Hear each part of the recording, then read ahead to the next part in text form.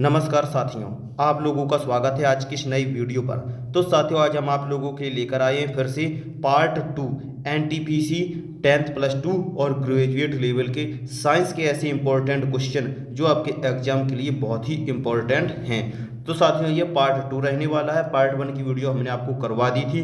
तो दोस्तों चलिए अब ज़्यादा समय बर्बाद ना करते वीडियो क्लास को स्टार्ट करते हैं। और उससे पहले आप लोग भी जल्दी से वीडियो को लाइक करके चैनल को सब्सक्राइब कर दो, जिससे कि इसी तरह की एजुकेशन वीडियो सबसे पहले आप लोगों तक पहुंच सकें।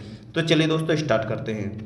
Question number 31। साथियों 30 क्वेश्चन तक हमने आपको कल पार्ट 1 में करवा दिए थे। अब सेकेंड पार्ट में 31 से स्टार्ट करते हैं। तो क्वेश्चन है, स्वस्थ मनुष्य में प्रति मिनट हृदय स्पंदन होता है। तो वो पूछ रहा है कितनी बार हृदय 1 मिनट में धड़कता है। तो वो आंसर होगा ऑप्शन बी, 72 बार। दोस्तों ये तो सिंपल सा क्वेश्चन था, सबको पता होगा। ठीक है।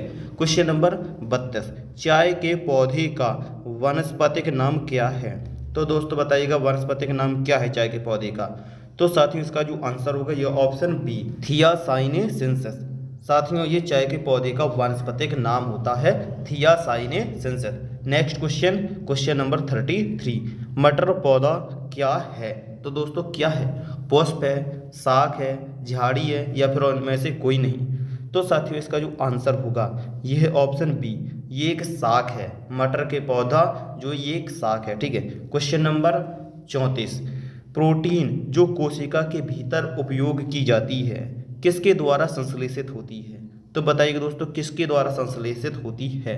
तो आंसर होगा ऑप्शन डी, बंधित राइबोसोम्स के द्वारा। दोस्तों इसके द्वारा ये संश्लेषित होती है। Question number 35। पौधों में जल का परिवहन किसके द्वारा होता है। तो बताइएगा दोस्तों किसके द्वारा होता है। तो इसका आंसर होगा ऑप्शन सी, जाइलम के द्वारा। दोस्तों पौधों में जल का परिवहन जाइलम के द्वारा होता है। ठीक है। Question number 36। हाइड्रोफोबिया रोग उत्पन्न होता है। तो बताइएगा दोस्तों किसके द्वारा हाइड्रोफोबिया रोग उत्पन्न होता है। तो आंसर होगा ऑप्शन ए, विषाणु के द्वारा। साथियों ये जो हाइड्रोफोबिया रोग उत्पन्न होता है ये विषाणु के द्वारा होता है। Next question 37। निम्नलिखित में से किसमें एंजाइम्स नहीं होते हैं। तो बताइएगा दोस्तों किसमें एंजाइम्स नहीं होते हैं। तो साथियों इसका जो आंसर होगा ऑप्शन ए, विषाणु। दोस्तों ये विषाणु में एंजाइम्स नहीं होते हैं। ठीक है। Question number 38। आलू में मोजेक रोग का कारक तत्व है। बताइए दोस्तों कौन है। तो साथियों इसका जो आंसर होगा यह है ऑप्शन डी, विषाणु। साथियों आलू में मोजेक रोग का कारक तत्व जो होता है ये विषाणु होता है। Question number 39। रक्त का शुद्धिकरण कहाँ होता है। तो बताइएगा दोस्तों कहाँ होता है। तो इसका जो आंसर होगा यह है ऑप्शन सी, किडनी में। साथियों रक्त का शुद्धिकरण किडनी में होता है। Next question, question number 40। मानव शरीर में खून के शुद्धिकरण की प्रक्रिया को क्या कहते हैं। बताइए दोस्तों मानव शरीर में जो शुद्धिकरण की प्रक्रिया होती है उसको क्या कहा जाता है। तो इसका जो आंसर होगा यह है ऑप्शन सी, डायलिसिस। दोस्तों ये मानव शरीर में शुद्धिकरण की प्रक्रिया होती है उसको डायलिसिस कहते हैं। साथियों आशा करते हैं कि आपको ये वीडियो क्लास पसंद आ रही होगी। साथियों ये क्वेश्चन बहुत ही इंपॉर्टेंट है, इसलिए वीडियो को लास्ट तक जरूर देखना, एक भी क्वेश्चन को स्किप मत करना। और साथियों अगर आपको ये वीडियो क्लास पसंद आ रही है तो एक लाइक जरूर कर देना। ठीक है। Question number 41। एजोला है एक क्या है। तो साथियों इसका जो आंसर होगा यह ऑप्शन ए, जलीय फर्ण। साथियों ये एजोला एक जलीय फर्ण है। Question number 42। निम्नलिखित में से किसे जैव उर्वरक के रूप में प्रयोग किया जाता है। तो किसे प्रयोग किया जाता है। तो आंसर होगा ऑप्शन बी, एजोला को। साथियों जैव उर्वरक के रूप में एजोला को प्रयोग किया जाता है। Next question number 43। आम का वानस्पतिक नाम क्या है। तो बताइएगा दोस्तों आम का वानस्पतिक नाम क्या है। तो साथियों इसका जो आंसर होगा यह है ऑप्शन बी, मैंजीफेरा इंडिका। साथियों ये आम का वानस्पतिक नाम होता है। Question number 44। दलहन पौधे संबंधित हैं। तो बताइएगा दोस्तों दलहन जो पौधे होते हैं ये किससे संबंधित होते हैं। तो साथियों इसका जो आंसर होगा यह है ऑप्शन सी, लेग्यूमिनोसी। साथियों ये दलहन पौधे लेग्यूमिनोसी से संबंधित होते हैं। Question number 45। मनुष्य में कुल कितनी हड्डियां होती हैं। बताइएगा दोस्तों, मनुष्य में कुल कितनी हड्डियां होती हैं। साथियों ये तो सिंपल सा क्वेश्चन हर किसी को पता होता है। तो दोस्तों इसका आंसर आप लोग कमेंट बॉक्स में जरूर बताइएगा। देखना चाहेंगे साथियों आप लोगों में से कितने लोगों को ये क्वेश्चन पता है। ये तो हम लोग 2-3 की क्लास में ही पढ़ लेते हैं, ठीक है। क्वेश्चन नंबर 46, मनुष्य की खोपड़ी में कितनी अस्थियां होती हैं। हालांकि दोस्तों ये भी क्वेश्चन सरल है, लेकिन इसका आंसर बताता हूँ। तो इसका जो आंसर होगा यह ऑप्शन ए 8। साथियों मनुष्य की खोपड़ी में 8 अस्थियां होती हैं। नेक्स्ट क्वेश्चन 47, संसार का सबसे बड़ा पुष्प कौन सा है। तो बताइएगा दोस्तों कौन सा है संसार का सबसे बड़ा पुष्प। तो इसका जो आंसर होगा ये है ऑप्शन ए रैफ्लेसिया। साथियों ये संसार का सबसे बड़ा पुष्प ये रैफ्लेसिया होता है। क्वेश्चन नंबर 48, खैरा रोग किस फसल से संबंधित है। बताइएगा साथियों किससे संबंधित है। तो इसका जो आंसर होगा यह है ऑप्शन ए धान।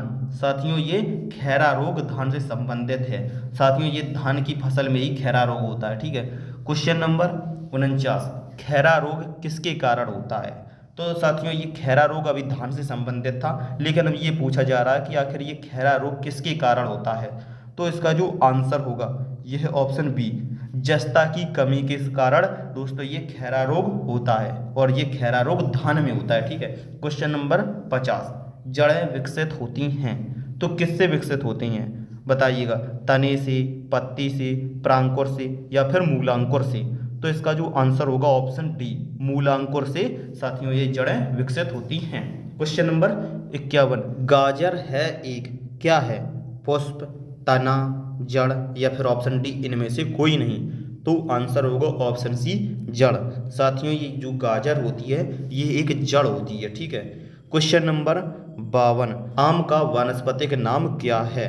तो साथियों इसका जो आंसर होगा यह ऑप्शन बी मैंजीफेरा इंडिका। साथियों ये क्वेश्चन शायद दोबारा रिपीट हो चुका है, पिछली भी अभी बताया था कि आम का वानस्पतिक नाम मैंजीफेरा इंडिका है। क्वेश्चन नंबर 53, वाष्पोत्सर्जन होता है तो साथियों किससे होता है वाष्पोत्सर्जन। तो बताइएगा तो इसका जो आंसर होगा यह है ऑप्शन बी सभी वायवीय भागों से। साथियों जो वाष्पोत्सर्जन की क्रिया होती है ये सभी वायवीय भागों से होती है। क्वेश्चन नंबर 54, वाष्पोत्सर्जन मापी यंत्र कौन सा है।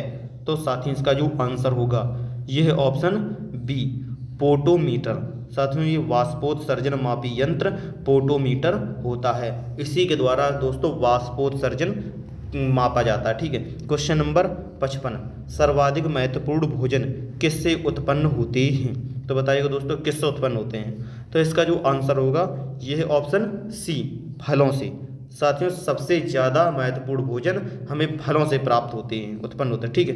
क्वेश्चन नंबर 56, प्रकाश संश्लेषण की क्रिया कब होती है। तो बताइएगा दोस्तों कब होती है। तो इसका जो आंसर होगा ये है ऑप्शन बी केवल दिन में। साथियों ये प्रकाश संश्लेषण की क्रिया केवल दिन में होती है, रात में नहीं। दोस्तों ये तो सभी लोग जानते होंगे, ठीक है। क्वेश्चन नंबर 57, श्वसन मापन यंत्र क्या कहलाता है। तो दोस्तों इसका जो आंसर होगा यह है ऑप्शन बी रेस्पिरोमीटर। साथियों ये श्वसन मापन यंत्र रेस्पिरोमीटर होता है। क्वेश्चन नंबर 58, निम्न में से कौन सा एक मानव निर्मित धान्य है। बताइएगा दोस्तों कौन सा है मानव निर्मित। तो इसका जो आंसर होगा यह है ऑप्शन ए ट्रिटिकम वुल्गेयर। साथियों ये मानव निर्मित धान्य ट्रिटिकम वुल्गेयर होता है। क्वेश्चन नंबर 59, विटामिन सी का सबसे अच्छा स्रोत है तो कौन सा है सबसे अच्छा स्रोत। आंसर होगा ऑप्शन बी नींबू। साथियों ये विटामिन सी का सबसे अच्छा स्रोत नींबू माना जाता है। नेक्स्ट क्वेश्चन 60, चावल का दाना क्या है। तो बताइए दोस्तों ये चावल का दाना क्या होता है। तो साथियों इसका जो आंसर होगा यह है ऑप्शन ए एक बीज। साथियों चावल का दाना एक बीज होता है, ठीक है। तो साथियों आशा करते हैं कि आपको ये वीडियो क्लास का पार्ट 2 पसंद आया होगा। साथियों अगर ये वीडियो क्लास आप लोगों को पसंद आई है तो वीडियो को एक लाइक जरूर कर देना, और चैनल पर नए हो तो सब्सक्राइब करके नोटिफिकेशन को भी ऑन कर देना, जिससे कि इसी तरह की वीडियो क्लास सबसे पहले आप लोगों तक पहुँच सकें।